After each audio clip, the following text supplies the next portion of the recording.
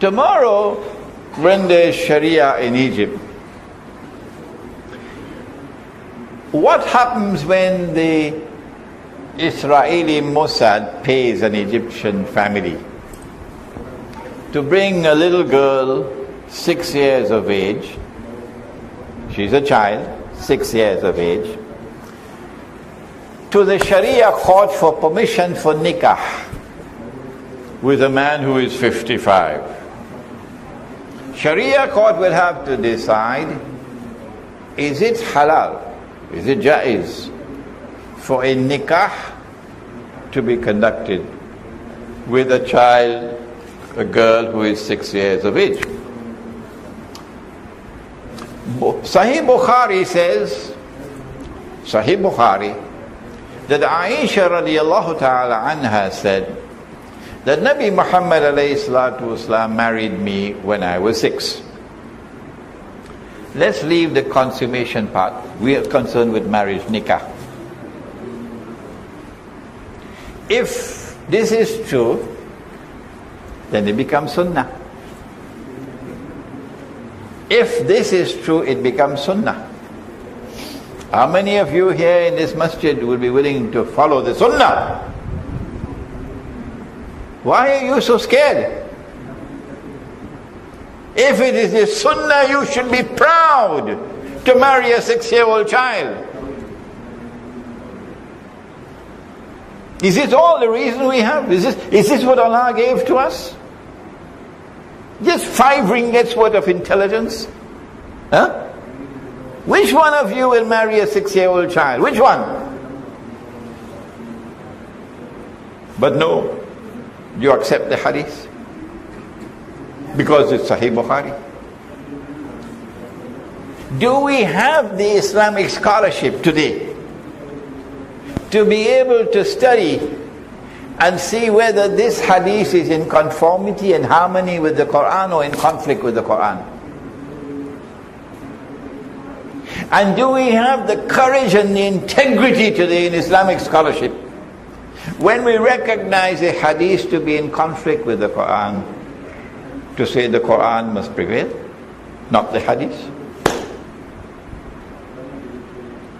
Well, I am saying to you, this hadith is in conflict with the Quran. Oh yes. And if you want to marry a girl who is 6 years of age, then CNN will capture it and Al Jazeera, and it will be broadcast on every television station in the world, again and again and again and again. And we Muslims become the laughing stock of the world. When I said this to Dr. Mahathir, he said to me, we are already the laughing stock of the world. That's the answer he gave to me. I said, Dr. Mahathir, can I quote you on that? He said, yes, you can quote me. That's not all.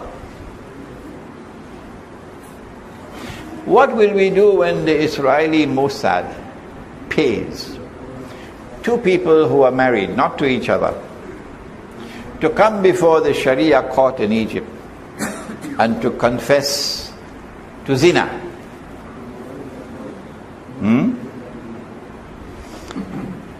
The court will have to decide what is the Sharia punishment. And in the hadith, it is stated, Sahih Bukhari, that the punishment for zina, if you are married, is rajam, stoning to death. Okay?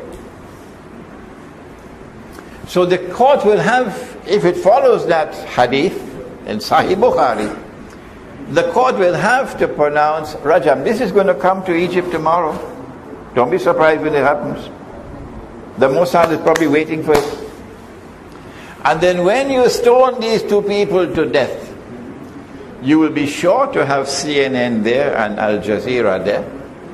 And they will record it and they'll play it over and over and over again in every single television station in the world. We will not then be the laughing stock of mankind. We'll be worse than that. Mankind will despise us. Israel will win a propaganda victory against Islam unlike anything they've ever won before. Is this hadith in conflict with the Quran, or is it in harmony with the Quran? Do we have the caliber of Islamic scholarship today to be able to recognize a fabricated hadith because it is in conflict with the Quran? This subject is called Naskh. We don't have the time to deal with it tonight, but I do have a lecture on my website and on YouTube entitled The Punishment for Adultery in the Religion of Abraham alayhi salam, in which I have argued the case that that hadith is fabricated.